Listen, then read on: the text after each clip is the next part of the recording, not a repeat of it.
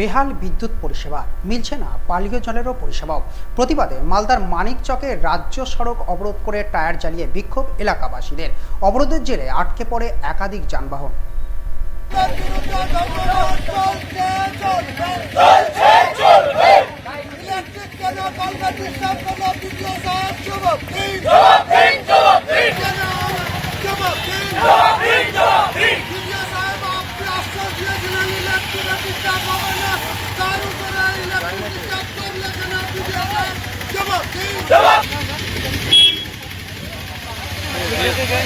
বেহাল বিদ্যুৎ ও পানীয় জল পরিষেবার অভিযোগ তুলে রাজ্য সড়ক অবরোধ করে বিক্ষোভ মানিকচকে।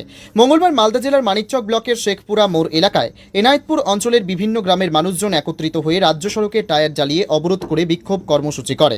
স্থানীয়দের অভিযোগ, দীর্ঘদিন ধরে এনায়েতপুর অঞ্চলের বিভিন্ন গ্রামে বিদ্যুৎ পরিষেবা ঠিকঠাকভাবে থাকে না, বেশিরভাগ সময় লোডশেডিং থাকে, ফলে ব্যাপক সমস্যার মুখে পড়তে হচ্ছে সাধারণ মানুষকে। বারংবার বিদ্যুৎ দপ্তর ও প্রশাসনকে জানিয়েও কোনো লাভ হয় না। পানীয় জলের ব্যবস্থা থাকলেও সঠিক সময়ে জলের পরিষেবা পাওয়া যায় না। অবিলম্বে পানীয় জল ও বিদ্যুৎ পরিষেবা সঠিকভাবে পরিচালনা করার দাবিকে সামনে রেখে রাস্তা অবরোধ চালায় সাধারণ মানুষজন।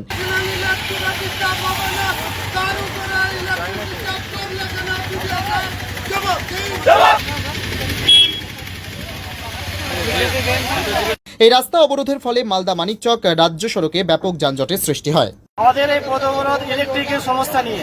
প্রত্যেক দিনের ইলেকট্রিকের লো ভোল্টেজ থেকে শুরু করে যখন মানুষের ঘুমানোর টাইম, সে সময় লোডশেডিং হচ্ছে।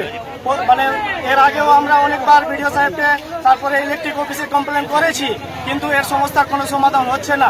কালকে আমাদের ঈদের নামাজ ছিল 7টার সময়, তার আগে মিটিং হয়েছিল আমাদের শেখপুরা জামে মসজিদের প্রেসিডেন্টকে নিয়ে।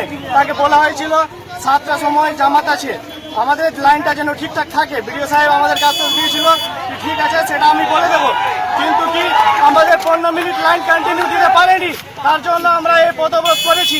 আর যাতে প্রত্যেক দিনে যে লো ভোল্টেজের সমস্যা, মানুষ সমস্যার সম্মুখীন হচ্ছে, এটা যেন মানে বিডিও সাহেব আর ইলেকট্রিক অফিসের সমস্ত স্টাফকে বলা হচ্ছে, তাদেরকে ফোন করছি, ফোন তুলে না, ভালো করে কথা বলে না, বলছে ইনভার্টার লাগিয়ে নাও, এরকম করে কথা বলছে।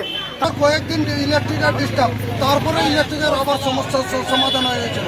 তো এই ডিস্টার্বের জন্য আমরা আমাদের খুবই কষ্ট পেয়েছিলাম।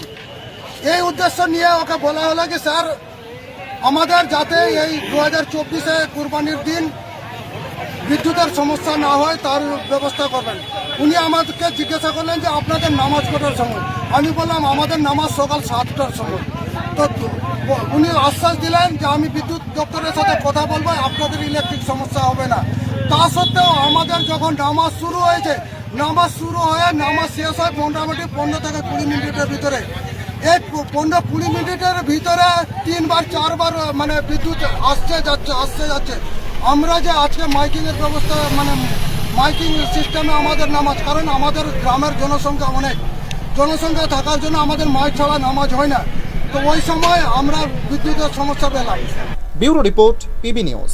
ইভল্যান্ড নার্সিং হোম, এখানে যে কোনো রকমের চিকিৎসার বিশ্বস্ত প্রতিষ্ঠান, খুবই কম খরচে বিশ্বমানের চিকিৎসা প্রদান করে থাকে। আপনাদের পরিষেবার জন্য এখানে 24 ঘন্টা জরুরি বিভাগ, এছাড়া স্বাস্থ্য সাথী কার্ডেও পরিষেবা প্রদান করা হয়। আজই যোগাযোগ করুন ইভল্যান্ড নার্সিং হোমে। ঠিকানা নবাবহাট মোড়, বর্ধমান। ফোন নাম্বার মনে রাখবেন 9434383966 অথবা 7908496820।